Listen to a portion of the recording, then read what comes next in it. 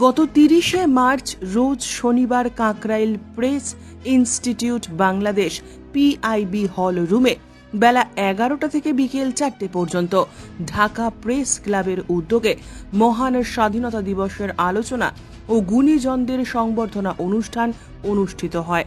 সভাটির সভাপতিত্ব করেন ঢাকা প্রেস ক্লাবের সভাপতি আওরঙ্গজেব কামাল। সভা পরিচালনা করেন ঢাকা প্রেস ক্লাবের সাধারণ সম্পাদক দেলওয়ার হোসেন।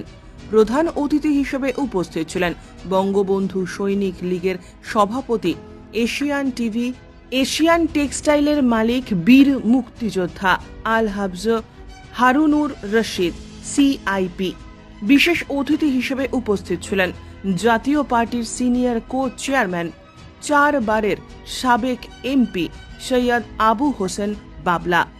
আরও উপস্থিত ছিলেন রাষ্ট্রীয় পুরস্কার প্রাপ্ত চলচ্চিত্র পরিচালক বীর মুক্তিযোদ্ধা কাজী হায়াত, আওয়ামী যুবলীগ ঢাকা মহানগর দক্ষিণের সহ সভাপতি সোহরাব হোসেন স্বপন, সিদ্ধেশ্বরী ডিগ্রি কলেজের প্রথম ভিপি, সাবেক ছাত্রলীগ নেতা বর্তমানে আওয়ামী লীগ নেতা শাহ আলম সুরমা, ঢাকা প্রেস ক্লাবের সহ সভাপতি, ৯ নম্বর ওয়ার্ড আওয়ামী লীগের নেতা মতিঝিল দিলখুশা সমাজ কল্যাণ সংসদের সভাপতি নুরু চৌধুরী সহ দেশের প্রিন্ট ও টেলিমিডিয়ার সম্পাদক বৃন্দ, সাংবাদিকেরা।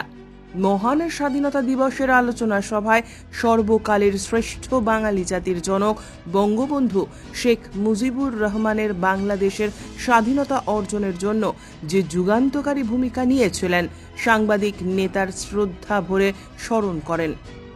বক্তারা বলেন, ৩০ লক্ষ শহীদের রক্তের বিনিময় বাংলাদেশ আজ স্বাধীন হয়েছে। বাংলাদেশকে বিশ্বের দরবারে লাল সবুজ পতাকা এনে দিয়েছিল বঙ্গবন্ধু শেখ মুজিবুর রহমান। তার এই অবদান বাংলাদেশের মানুষ কখনো ভুলতে পারবে না। উক্ত আলোচনা সভায় প্রধান অতিথি, বিশেষ অতিথি, সাংবাদিক নেতারা বাংলাদেশের রাখাল রাজা বঙ্গবন্ধু শেখ মুজিবুর রহমানের সুযোগ্য কন্যা মাননীয় প্রধানমন্ত্রী শেখ হাসিনা সহ দেশের এবং মানুষের জন্য নিজের জীবন বাজি রেখে দেশি বিদেশি চক্রান্তকে নস্যাৎ করে দেশকে ডিজিটাল থেকে স্মার্ট বাংলাদেশের দিকে এগিয়ে নিয়ে যাবার জন্য প্রশংসা করেন। সাংবাদিক নেতারা বলেন, স্মার্ট বাংলাদেশের পূর্ব শর্ত দুর্নীতি বিরুদ্ধে যুদ্ধ ঘোষণা, যার অগ্রণী ভূমিকা পালন করবে ত্যাগী সাহসী সাংবাদিকেরা। ৬২, ৬৬, ৭১-এর মধ্যে দিয়ে মুক্তিযোদ্ধা হয়েছে। আমরা মুক্তিযোদ্ধা করে দেশ স্বাধীন করেছি নাকি? বঙ্গবন্ধুর স্বপ্ন ছিল কি সোনার বাংলা, যে উনি আজকে স্বাধীনতার এই ৫২ বছরে ওনার যে স্বপ্ন ইচ্ছা, সেটা কিন্তু আমরা আজও পূরণ করতে পারি। উনি বলেছিল, চাটার দল চেপে নিয়ে যায়, আমার ৭.৫ কোটি বাঙালি, আমার কম্বলটা আমি পাইনি। সেই দেশ বাংলাদেশ বিশ্বের ভিতরে দ্বিতীয় বৃহত্তম মুসলিম দেশ। আজকে সেই দেশটাকে আমরা কোথায় নিয়ে গিয়েছি বলেন? আজকে ওনার যে স্বপ্ন ছিল সোনার বাংলা, শ্মশান কেন, আমরা পাকিস্তান থেকে চলে আসলাম, মুক্তিযোদ্ধা করলাম, দেশ স্বাধীন হলো। আজকে স্বাধীনের পরে আমার আপনার মধ্যে ভেদাভেদ বেড়ে গেল, অসমতা চলে আসলো, সমতা নাই। যারা ধনী শ্রেণী তারা ধনী, আমাদের মতন মিডিল ক্লাস মানুষ নিম্ন শ্রেণী আরো নিচে চলে যাচ্ছে, আর মিডিল ক্লাস মানুষ ধ্বংস হয়ে যাচ্ছে। কথা কি ঠিক? আমি জোরে বলেন না কেন? আমি তো আপনার কাছে বাসায় গিয়ে বলতে পারি না আমাকে ৫০০ টাকা দেন, বলতে পারি? আমার সম্মানের ব্যাপার আছে। আমি বাসায় কি খাচ্ছি এটা তো আপনি জানেন না। আমরা মধ্যম পরিবার, আমরা কৃষক শ্রমিকের সন্তান। এখনো গ্রামে পাতা দিয়ে ময়লা পরিষ্কার করে। আমরা হলো সেই কৃষক।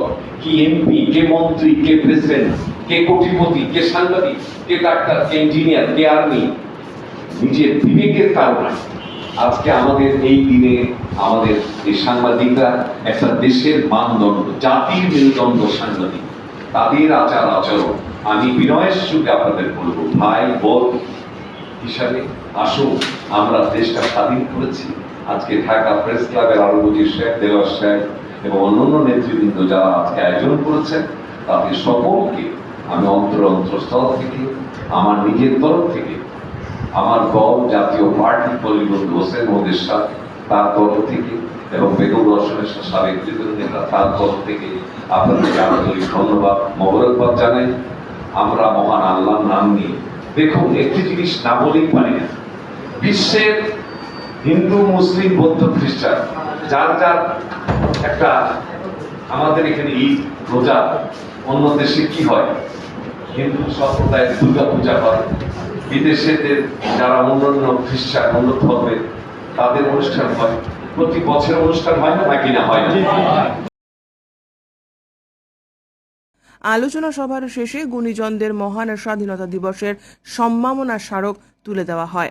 এবারের আলোচনা সভায় উল্লেখযোগ্য দিক ছিল গত 28শে অক্টোবর বিএনপি জামাতের সমাবেশ থেকে হামলার শিকার ঢাকা প্রেস ক্লাবের সাংগঠনিক সম্পাদক জাতীয় দৈনিক নবচেতনার সাংবাদিক ইদি আমিন এপোলোকে সাহসী সাংবাদিকতার জন্য সম্মাননা স্মারক দিয়ে সম্মান জানানো হয়। রাজনীতি যার যার বঙ্গবন্ধু সবার। আমি মোহাম্মদ ইদি আমিন এপোলো, একজন ক্ষুদ্র সাংবাদিক। আমি বঙ্গবন্ধুকে ভালোবেসে আমি দেখাতে চাই, 26শে মার্চে বই করেছি মুক্তিযোদ্ধার কণ্ঠ, উন্নয়নের সময় বঙ্গকন্যা, নানান রকম সেমিনার করেছি শিল্পকলা, বঙ্গবন্ধুকে শ্রদ্ধা জানিয়ে। আমি আওয়ামী করি না, কিন্তু আমি বঙ্গবন্ধুকে ভালোবাসতে কাপড়ে করি নাই। এই প্রোগ্রামটি করেছি আমি আমার জীবনের কিছু সঞ্চিত টাকা থেকে, কারণ বঙ্গবন্ধু সারা বাংলাদেশ না সারা পৃথিবীর একটি অহংকার, বাঙালি জাতি সত্তার জন্য। তাই ধরনের কথায় আপনারা জানেন স্বাধীনতা বিরোধী চক্র বাংলাদেশে সক্রিয় আছে, তারা প্রতিনিয়ত কোনো না কোনো ষড়যন্ত্র করে যাচ্ছে। 28শে অক্টোবর বিএনপি জামাতের মিছিল থেকে আমাকে বলা হলো যে আমার নবচেতনা, জাতীয় দৈনিক নবচেতনা, আমি পল্লীজীবিতেও কাজ করি, এসটিভি বাংলাতেও কাজ করি, ডালাভাই ডিবিসি বাংলাতেও কাজ করি। আমাকে বলা হলো কিছু খুবই নিয়ে আসো। আমার পয়েন্টটা ছিল মতিঝিল একদম সাপা চক্র থেকে আমি যখন ফুটেজগুলো নিতেছিলাম, তখন হঠাৎ দেখি আমার সাথে একটি মহিলা সহকর্মী ছিল। হঠাৎ দেখি 10 নম্বর ওয়ার্ড কাউন্সিলর কার্যালয় আইডিয়াল স্কুলের সামনে তারা যে ধ্বংসযজ্ঞ চালিয়েছিল, সাধারণ মানুষকে যেভাবে মারতেছিল, আমি তখন জীবনের ঝুঁকি নিয়ে আমি ক্যামেরা দিয়ে দৃশ্য ধারণ করতে গিয়েছিলাম। বড় দুঃখের বিষয়, যারা স্বাধীনতা বিরোধী চক্র তারা আমাকে দাঁড়ান দাঁড়ান করে প্রতিদিন মাথায় একটা বাড়ি দিয়ে ফেলে দিল ক্যামেরা। আমাকে খায়ার মতো কত মানুষ আমাকে বাঁশ লাঠি রড দিয়ে বাইরেছে আর বলতেছে সব ভিডিও ও দালাল।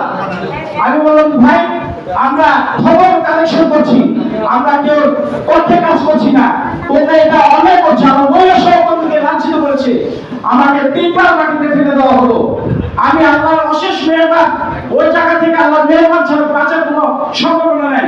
আমার সারাটা শরীর লোহার গাছ দিয়ে বাইরে ক্ষতবিক্ষত করে ফেলছে তারা, আমার ব্যবহৃত হুন্ডাটা তারা চালায় দিচ্ছে। আমার একটা খুব কষ্টের একটা ক্যামেরা ছিল, পিপিএস 100 ক্যামেরাটা ছিনিয়ে নিয়েছে, আমার হাতে মোটামোটা ছিনিয়ে নিয়েছে। আমার মহিলা সাংবাদিক মেয়েটা আমার সাথে নতুন কাজ করতেছিল, তাকে লাঞ্ছিত করেছে, তার মোবাইলটা ভেঙে ফেলেছে। আমাকে আহত অবস্থায় আমাকে মুক্তা মেডিকেলে নিয়ে গেছে। আমাদের দেওয়া ভাই এবং আনন্দজম কালো ভাই তারা আমার সাংগঠনিক খোঁজখবর নিয়েছিল। কিন্তু বড় দুঃখের বিষয়, আজকে আমরা সাংবাদিকতা করি, অনেক জায়গাতেই প্রশ্ন ওঠে ওইখানে কেন আমি সাংবাদিক, অন্যায় যেখানে দেখবো সেখানে আমার ক্যামেরা চলবে। আমার এটা পুলিশের ক্যামেরা না, পুলিশের অস্ত্র মাঝে পারমিশন নিয়ে করতে হবে। আমি জ্বালাও করে দেখি 200 মানুষকে বিবাদী করে মতিঝিল থানা মামলা হয়েছে, আজ পর্যন্ত আমার মোবাইলটাকে উদ্ধার করা যায়নি। আমি বলতে চাই সাংবাদিক ভাইদেরকে, আপনারা দেশের মানুষের জন্য কাজ করবেন। আজকে আরেকটা কথা, ব্যুরো রিপোর্ট, উত্তরের প্রহরী।